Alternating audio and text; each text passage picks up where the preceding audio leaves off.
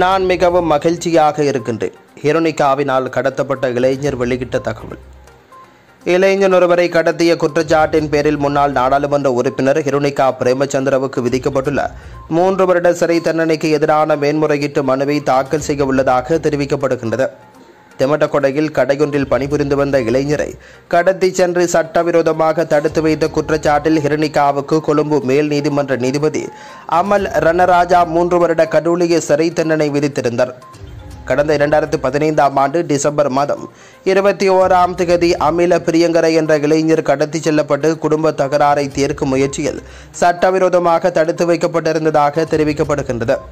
முன்னாள் நாடாளுமன்ற உறுப்பினர் ஹிருணிகா பிரேமச்சந்திரவினால் கடத்தப்பட்டதாக கூறப்படும் அமில பிரியங்கரை இது தொடர்பில் குறிப்பிடுகையில், முன்னாள் நாடாளுமன்ற உறுப்பினர் தனது நாடாளுமன்ற அதிகாரங்களை தவறாக பயன்படுத்தியுள்ளதாக தான் நம்புவதாக தெரிவித்துள்ளார். நாட்டில் சட்டம் ஒன்று உள்ளது என்பதை ஹிருணிகா பிரேமச்சந்திர இப்போது புரிந்து கொள்வார். நான் மிகவும் மகிழ்ச்சியாக இருக்கின்றேன். ஆனால் நீதிமன்ற வழக்கு 9 ஆண்டுகளாக இழுத்துச் செல்லப்பட்டது. அந்த நேரத்தில் என்னால் சுதந்திரமாக வேலை செய்ய முடியவில்லை. நான் 4 முறை வேலையை மாற்ற வேண்டியிருந்தது. நீதிமன்ற தீர்ப்பின் மூலம் ஓரளவு இழப்பீடு வழங்கப்பட்டிருந்தால் அது எனக்கு ஓரளவு நிவாரணமாக இருந்திருக்கும். இந்த சம்பவத்தினால் தனது மகன் பாடசாலைக்கு செல்ல முடியாத நிலை ஏற்பட்டுள்ளதாக அவர் குறிப்பிட்டுள்ளார். எது எப்படி இருந்தாலும் தவறு செய்வதற்கு முன் நாட்டில் சட்டம் உள்ளது என்பதை மக்களுக்கு நினைவூட்ட இந்த தீர்ப்பு ஒரு சிறந்த உதாரணமாகும். இந்த பிரச்சனையை அமைதியான முறையில் தீர்க்க ஹிருணிகாவுக்கு வாய்ப்பு வழங்கப்பட்டது. ஆனால் தனக்கு அதிகாரம் உள்ளது என்று நீதிமன்றத்தில் வழக்கு தொடர்ந்தார். இறுதியாக தண்டிக்கப்பட்டார். நாட்டின் சட்டம் நடைமுறையில் உள்ளது என்பதை அனைவரும் அறிந்து கொள்ள வேண்டும் என்றும் அவர் குறிப்பிட்டுள்ளார். போலீஸ் மா அதிபர் விடுத்துள்ள உத்தரவு. போதைப்பொருள் வலையமைப்பை முறியடிக்கும் நடவடிக்கை தொடர்பில் போலீஸ் மா அதிபர் தேசபந்து தென்னகோன் உத்தரவு ஒன்றை பிறப்பித்திருக்கின்றார். இதன்படி கிராம சேவை களங்களில் போதைக்கு அடிமையானவர்களின் எண்ணிக்கை குறித்து அறிக்கை தயாரிக்க போலீஸ் பிரிவு மட்டத்தில் உள்ள ஒவ்வொரு கிராம அதிகாரிகளையும் தொடர்பு கொள்ளுமாறு உத்தரவிட்டிருக்கின்றனர். போலீஸ் நிலைய அதிகாரிகள் மற்றும் பிரதேச மட்டத்தில் உள்ள கிராம உத்தியோகத்தர்களை தொடர்பு கொண்டு இந்த அறிக்கையை தயாரிப்பது போலீஸ் பிரிவுகளுக்கு பொறுப்பான சிரேஷ்ட போலீஸ் அத்தியட்சகர்களிடம் ஒப்படைக்கப்பட்டிருக்கின்றது.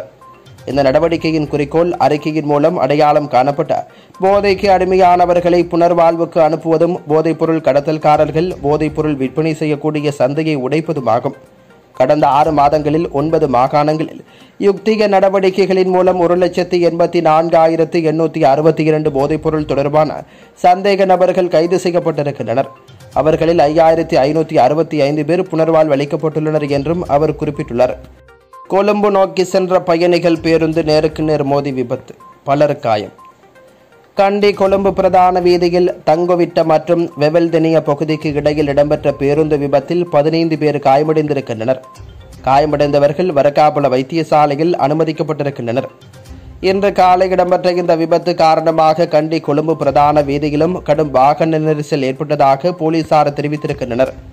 பாணந்துறையிலிருந்து கண்டி நோக்கி பயணித்த இலங்கை போக்குவரத்து சபைக்கு சொந்தமான பேருந்தும் கலன்பிடுனுவையில் இருந்து கொழும்பு நோக்கி பயணித்த தனியார் பேருந்தும் நேருக்கு நேர் மோதியிருக்கின்றது. தொடரும் முருகல். மேலும் 25 இந்திய கடற்றொழிலாளர்கள் கைது.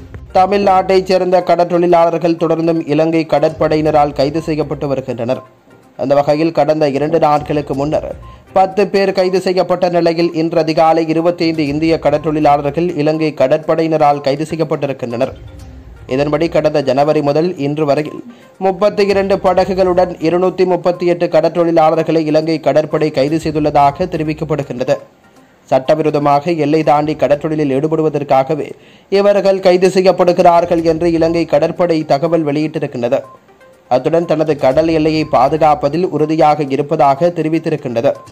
இந்த நிலையில் இன்று கைது செய்யப்பட்ட இந்திய கடற்றொழிலாளர்களிடம் இலங்கை கடற்படை விசாரணை நடத்தி வருகிறதாக தெரிவிக்கப்படுகிறது. எதிர்வரும் 16ஆம் தேதி முதல் மின்சார கட்டண திருத்தத்தை நடைமுறைப்படுத்த திட்டமிட்டுள்ளதாக பொது பயன்பாட்டு ஆணைக்குழுவின் தலைவர் மஞ்சுள பெர்னாண்டோ தகவல் வெளியிட்டிருக்கின்றார்.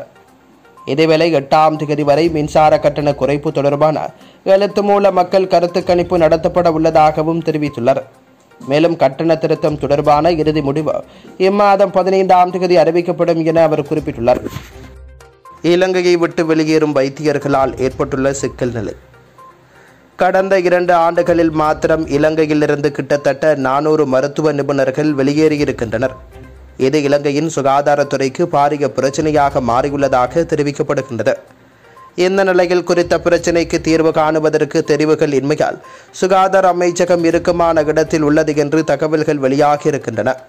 இதற்கிடையில் கிட்டத்தட்ட 5000 இலங்கை வைத்தியர்கள் வெளிநாடுகளில் பயிற்சி பெறுவதற்கான தகுதி பெறும் பரீட்சைகளில் சித்தியடைந்துள்ள தகவலும் தற்போது வெளியாகியிருக்கின்றது. எனவே இது இன்னும் நிலைமையை மோசமாக்கும் என்று தெரிவிக்கப்படுகின்றது. அண்மையில் ஐக்கிய ராஜ்யத்தில் பயிற்சிக்கான பரீட்சையில் தோற்றிய 3500 வெளிநாட்டு மாணவர்களில் 750 பேர் இலங்கையர்கள் என கணிக்கப்பட்டிருக்கின்றது. அதே நேரம் அந்த பரீட்சையில் சித்தியடைந்த 2100 பேரில் 550 பேர் இலங்கையர்கள் என்ற பிந்தி கிடைத்த தகவலும் வெளியாகியுள்ளமை குறிப்பிடத்தக்கது. இறுதிக்கிரிகைக்காக திருகோணமலைக்கு கொண்டு செல்லப்படவுள்ள சம்பந்தனின் பூத உடல். உடல்நலக்குறைவு காரணமாக நேற்று இரவு உயிரிழந்த தமிழரசு கட்சியின் மூத்த பெரும் தலைவர் சம்பந்தனின் உடல் இறுதிக்கிரிகைக்காக சொந்த ஊரான திருகோணமலைக்கு கொண்டு செல்லப்பட உள்ளது. அன்னாரின் உடல் கொழும்பில் மலர் சாலையில் அஞ்சலிக்காக வைக்கப்பட்டு பின்னர் நாடாளுமன்றத்திலும் ஒரு நாள் அஞ்சலிக்காக வைக்கப்படும். அதன் பின்னர் சம்பந்தனின் உடல் திருகோணமலைக்கு எடுத்துச் செல்லப்படும்.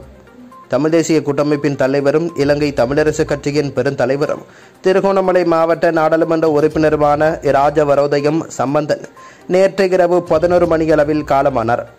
அவர் உடல்நலக்குறைவால் கொழும்பு தனியார் வைத்தியசாலையில் சேர்க்கப்பட்டிருந்த நிலையில் உயிரிழந்திருக்கின்றார். இலங்கையில் மிகவும் அரசியல் அனுபவம் வாய்ந்த மூத்த தலைவரான இரா சம்பந்தன் 91வது வயதில் உயிரிழந்திருக்கின்றார்.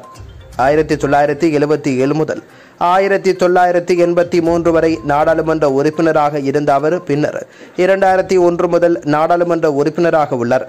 2015 செப்டம்பர் 3 முதல் 2018 டிசம்பர் 18 வரை இலங்கையின் எதிர்க்கட்சி தலைவராகவும் அவர் பதவி வகித்திருக்கின்றார்.